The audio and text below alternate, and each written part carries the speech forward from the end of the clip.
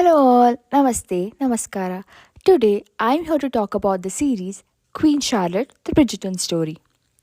I'm sure everyone have watched Bridgerton, so this is about the Queen Charlotte. How she became the first, or the first, I guess, the black woman to become the queen, and what her becoming queen did to the people of black community in London, I suppose. Yeah. So it's about that story and how she ended up marrying the Mad King. As we all know, the George, the king, is insane or not doing well mentally, and we even see in, I think, season 2 of Bridgerton, like he comes and talks to Edwina and he's not doing well, so he's always ushered off to go to his chambers or to his rooms. And I kind of got the clue in season 4, or uh, Lady Violet and Bridgerton, when they speak with Lady Danbury. Like, Violet Bridgerton asks Danbury, your brother, like, Danbury gives her the permission. He's my brother and you're my friend. Everything is good. So that, approval for the relationship. In that time, uh, Danbury, when since your father and I, and so Violet tells, he was a good man and you're my friend. So I was like, damn, Violet's father and Lady Danbury had an affair. I was like hoping I would get to see that here. And yes, I did get to see them here. The series goes from past to present. I think this is after season 2 of Bridgerton, where there is Lady Whistledown. Of course, it starts with dearest gentle readers, and then you get to know why Queen was so pissed with Lady Whistledown, because she is writing about the monarchy. She's writing that Queen is not, or Queen does not have an heir yet. As in, Queen has 13 kids, but then none of them are able to bear an heir. So the monarchy is ideally hairless. So if something were to happen to King, I don't know who's the. I mean, she will not be her. Her children will not. Her children will be, of course, but then their children will not be the hair. So she's pressuring the kids to have hair, or produce children. And then Lady Whistledown has no comms, or she's like rather direct and like taunting Queen. Now I totally get why Queen was so pissed on Lady Whistledown. But yeah, it starts with, Queen Charlotte. She does not know who, like, she's marrying the king. Of course, she's actually signed off a deal. She's from Germany. You don't know how the king is. Neither do we. Whether was he sane before, or sorry, was he insane from before, or how is he? And when she is confused whether he's some, ugly looking man, or he's some elf or something, a troll. That's why people are not ready to marry him, and she's about to, no one is ready to tell her about the king, and she's about to jump, from the, or escape.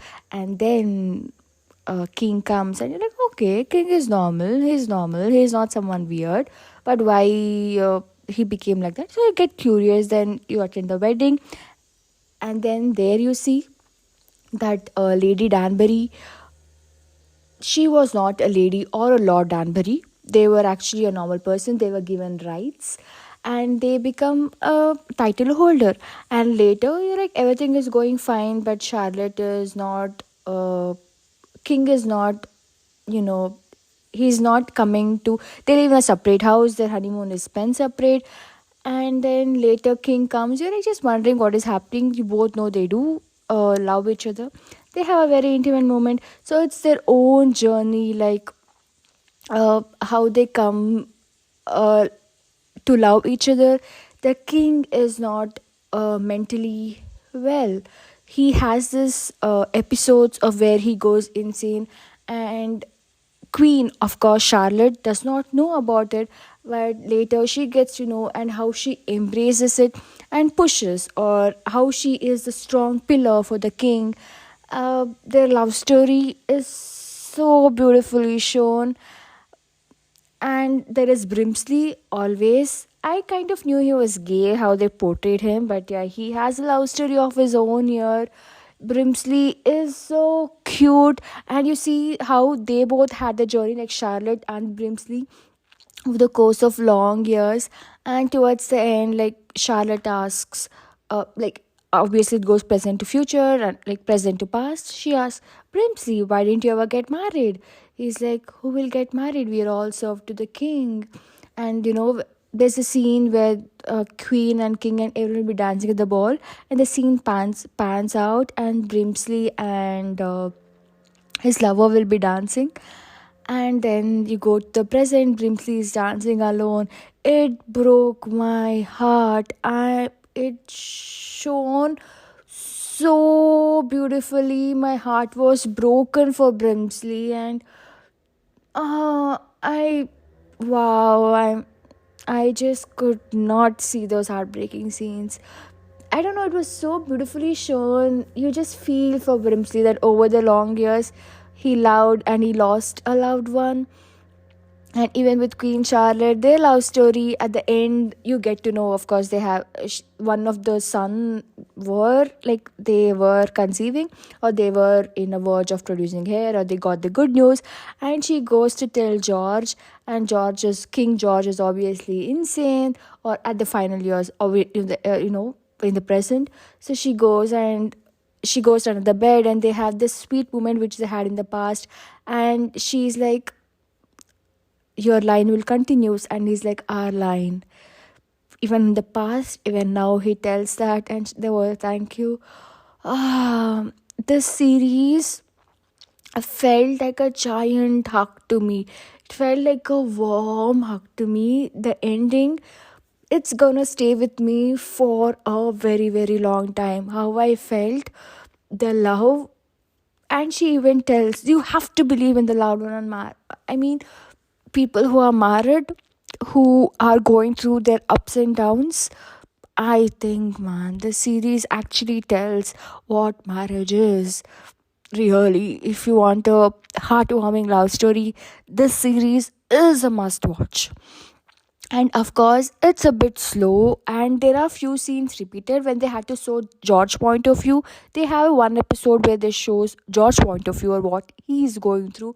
You feel so sorry for him too. Like Charlotte and George, they both love each other so much, and he just wants to protect her. Like he knows he has episodes of his own. So he's like, if I stay away from her, she'll be protected.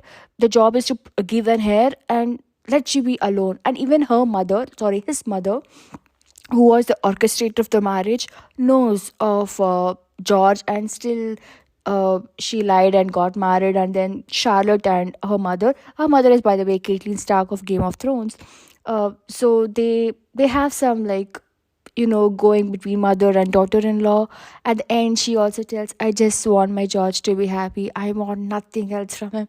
So you also understand, no one is wrong in this series, but sometimes everything seems wrong. So you get the mother love for her son. And she has some, altercation, or she has some thing with Lady Danbury, where they're like, Lady Danbury is a lady in waiting, so she's like, you have to give me the information, and she'll give some rights. So they'll have their own, how do I tell, a bit of mind games. And it is so fun to watch. And you're like, wow, Lady Danbury, like in the present, how she has earned it on herself with her own mind power. And then at the end, she's like, when Lord Danbury dies, she's like so sad. And then she starts crying in front of Queen Dowager, as in the king's mother. And she's like, no. And she tells her own story a bit, like not everyone tells in detail. And you're like, okay, King George had gone through some abuse from his grandfather. I don't know, it was maybe physical torture. So that's why maybe he has this mental problem. And even Queen, she tells, when my husband died, I had to endure my father-in-law, and I had to secure my son as the king. So I don't want you to crying, I want you to fight, I want to take your own fate in your hands, Agatha. And she's like, yes. And you're like, oh. And Lady Danbury and Charlotte are friends, like they are confident in each other. confidate, or what you call, they're close friends. And Danbury does not want to take advantage of the friendship. She does not asks what she wants. Even the Queen Dowager asks, why haven't you asked Lady Danbury? She's your friend, right? She had come to you and you were there even for the birth of her daughter. She wanted you by her side.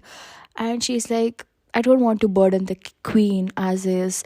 And you're like, and she's a little hesitant to tell because she's my friend. You're like, wow, the friendship is real. Both of them actually did honor the friendship. And later at the end, Charlotte is like, why didn't you tell me about your problems? You can't tell me.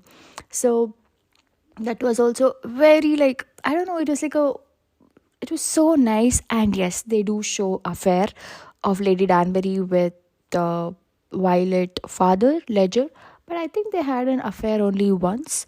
And there are some scenes with Violet and Lady Danbury where Violet finds out about, Danbury and Ledger.